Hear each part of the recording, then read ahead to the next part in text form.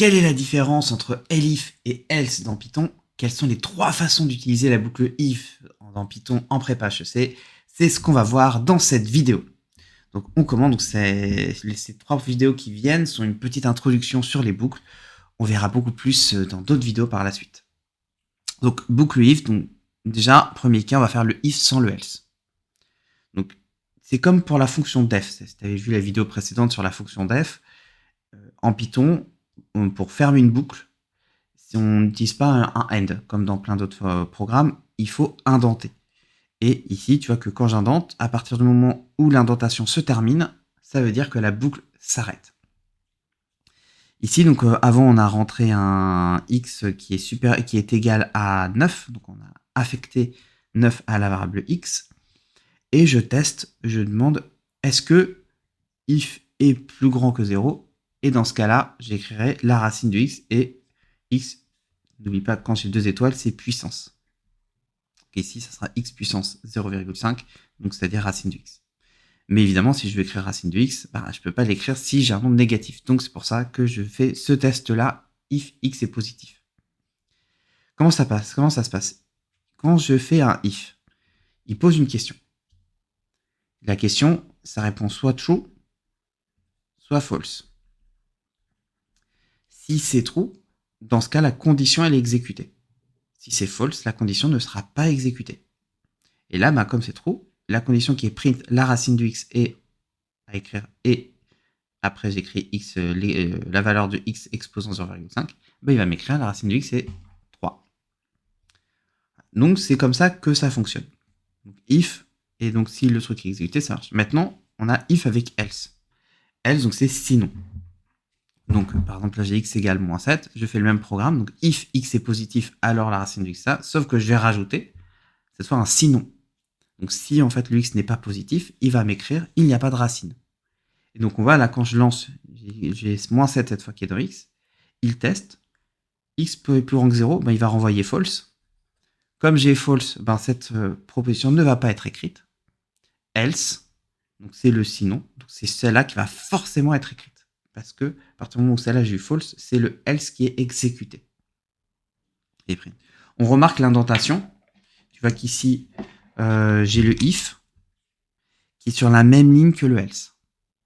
Et une fois que l'indentation se termine, tu vois, je remets sur le truc ici, dans ce cas-là, c'est terminé. La boucle est fermée. Maintenant, ça, c'est dans le cas où j'ai un truc binaire. J'ai soit l'un, soit l'autre. Mais l'avantage avec Python, c'est qu'il y a un truc qui s'appelle elif.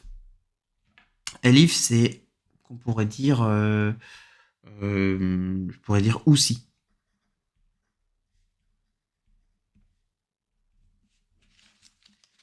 Prenons cet exemple. J'ai cette fonction ici. J'ai f de x qui vaut 3x plus 1 si x est plus petit que moins 5, 2x plus 7 si x est entre moins 5 et 12, moins 5 strict, et 12x si x est strictement plus grand que 12. Là, je vois que si je fais if x plus petit que 5, alors du coup j'ai 3x plus 1. Mais si je fais else, je ne peux pas distinguer les deux. Donc c'est pour ça que là je pourrais dire, ok, si j'ai 3x plus 1, si j'ai x qui est plus grand que 5, plus petit que moins 5, pardon. Alors, dans ce cas-là, je vais avoir 3x plus 1. Mais du coup, je fais ça aussi. J'ai moins 5 qui est plus petit que x, qui est inférieur ou égal à 12. Alors, dans ce cas-là, ça fera 2x plus 7. Mais dans ce cas, si j'ai aucun des deux qui est exécuté, forcément, la seule possibilité qui me reste, c'est x plus grand que 12. Donc je pourrais dire sinon. J'aurai 12x. Et c'est comme ça que ça va se passer quand je vais utiliser ma fonction. Donc j'ai lancé une fonction def, c'est-à-dire j'ai créé une fonction qui va s'appeler f. Ici, c'est la variable d'entrée. Si tu as du mal sur def, il y a tout début des vidéos sur Python, il y a des vidéos sur la fonction def. Et puis de toute façon, tu peux télécharger le doc de 160 pages sur Python où tout début, je parle de la fonction def. Donc la fonction def, elle est créée. Donc effectivement, il y a une indentation de la fonction def. Donc tant que j'ai pas fini l'indentation, je suis encore dans la fonction def. Ensuite, je crée ma fonction if. Et tu vois qu'ici, ma fonction if, elle est intentée ici. Donc, tant que je ne suis pas là, je suis encore dans ma fonction if. Donc, j'ai if x plus petit que moins 5. Donc, c'est un peu mon si plus x plus petit que moins 5 ici. La valeur, donc parce que c'est la valeur que je veux renvoyer, parce qu'après, je fais return valeur. Donc, c'est-à-dire que c'est la valeur qui va s'afficher à la fin de ma fonction def. Valeur égale 3 fois x plus 1. On n'oublie pas le étoile pour faire fois. Elif, donc c'est le aussi. Moins 5 plus petit que x plus inférieur ou égal à 12. Valeur 2 fois x plus 7.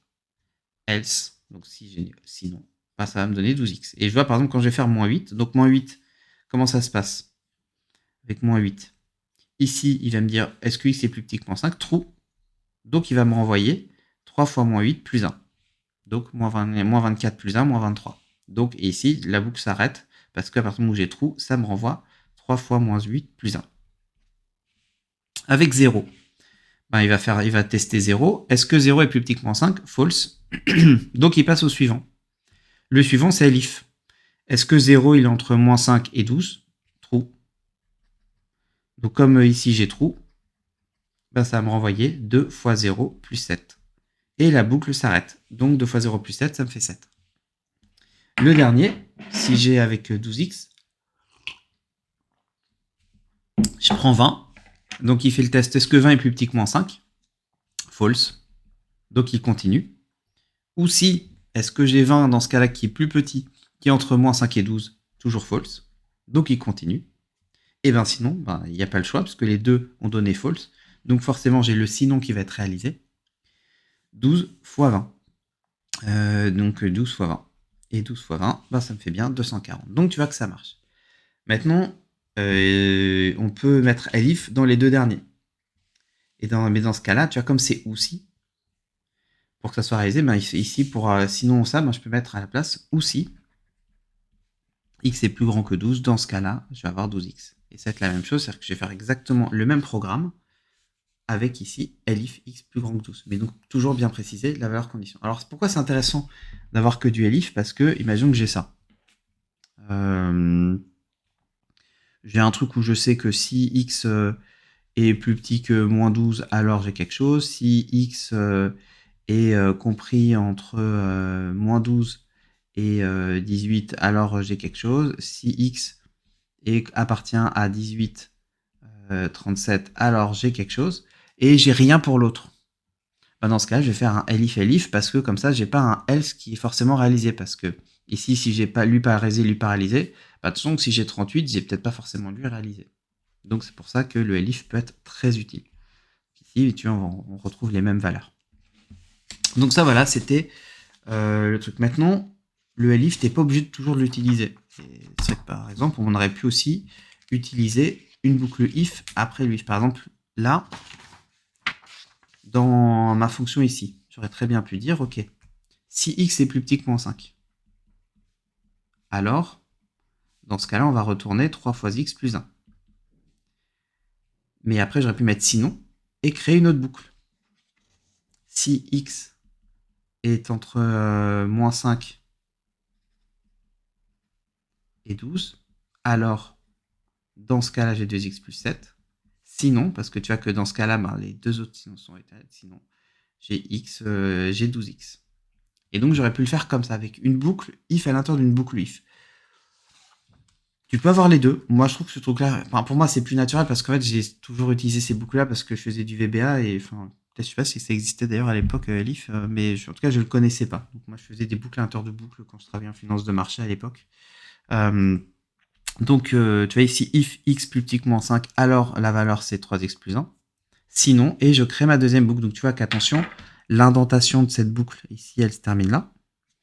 Et par contre, j'ai une autre boucle ici.